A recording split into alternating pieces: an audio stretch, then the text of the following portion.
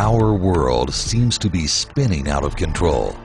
We live supersized, fast-paced lives while we spend more than we earn.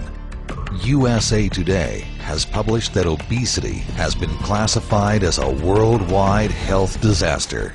The rate of obesity in North America is a staggering 65%. Is it possible to take control of our lives and reset our future? Don't you ever wish your body had a reset button?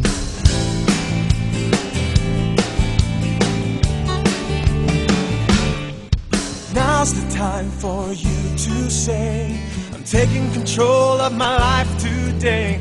Now you got the vision, you got the plan, and you got the knowledge that you can. So what you'll get is what you said.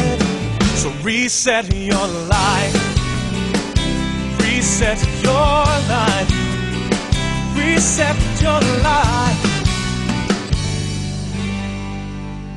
I want to congratulate you on your decision to reset your health. We designed the Reset program to help you kick your carbohydrate cravings, reset your metabolism, and start down the path toward a new and healthier you.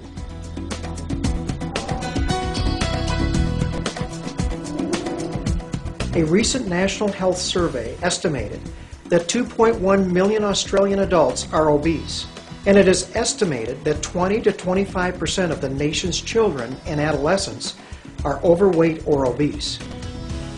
This means more and more people are spending huge amounts of money each year on weight loss programs and products. Unfortunately, many of these weight loss programs simply do not work. Medical studies show us that nearly everyone who loses weight on a weight loss program will gain all that weight back and more in just a couple of years. No wonder people are so discouraged. Still, the question remains, why don't weight loss programs work? The first answer is simple, because weight loss programs are a short-term solution for a long-term problem. Another reason weight loss programs don't work is because they are not balanced. First, we thought the problem was too much fat in our diet. Then we felt the problem was too many carbohydrates in our diet. However, in order to maintain optimal health, you need to be consuming a balance of good carbohydrates, good fats, and good proteins. But the most critical reason that weight loss programs don't work is because they fail to address a possible underlying cause of many obesity cases today: insulin insensitivity. When you are not as sensitive to your insulin, your body not only begins storing additional fat, but it also literally holds onto that fat like a sponge holds onto water. In 1981, Dr. David Jenkins introduced a new concept on how quickly our bodies are able to absorb long chains of sugar which make up these carbohydrates. He had his patients eat a particular carbohydrate, like bananas, apples, bread, potatoes, or green beans, and then measured how quickly these foods caused the individual's blood sugar to rise.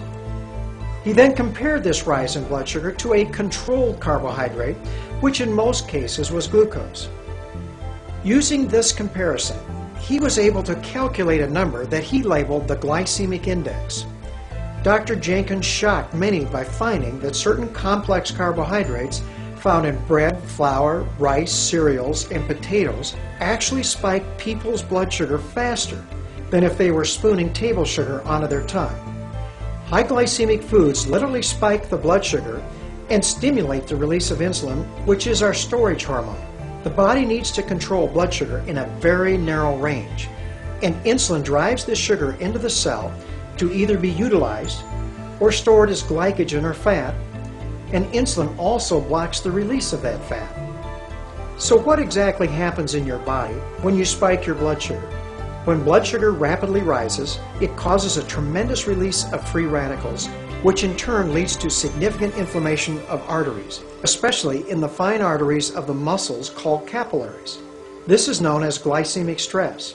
When you stimulate the release of insulin, your blood sugar drops about as fast as it went up. In fact, in the majority of individuals, the blood sugar will drop too low, because when blood sugar is allowed to drop too far, there are serious health considerations. The body must maintain its blood sugar in a very narrow range. because low blood sugar causes the release of stress hormones like adrenaline and cortisol. And even though the blood sugars will eventually return to a normal range, you are often left with an uncontrollable hunger. You just have to eat something, and you usually crave another high glycemic meal.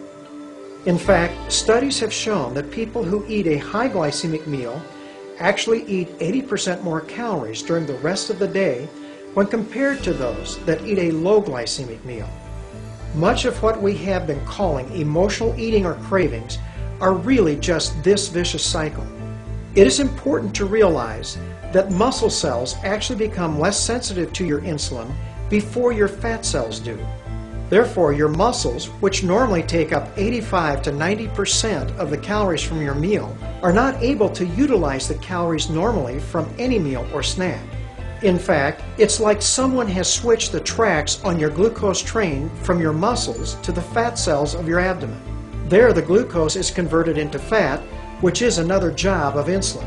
When you become less sensitive to your insulin, a calorie is no longer a calorie. So what is the answer to this dilemma?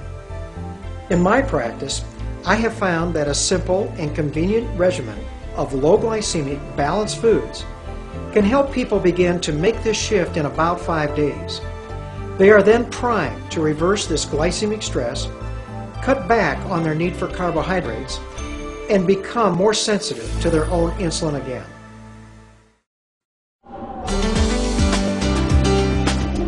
Before you begin, I have a few simple tips to help you get started right.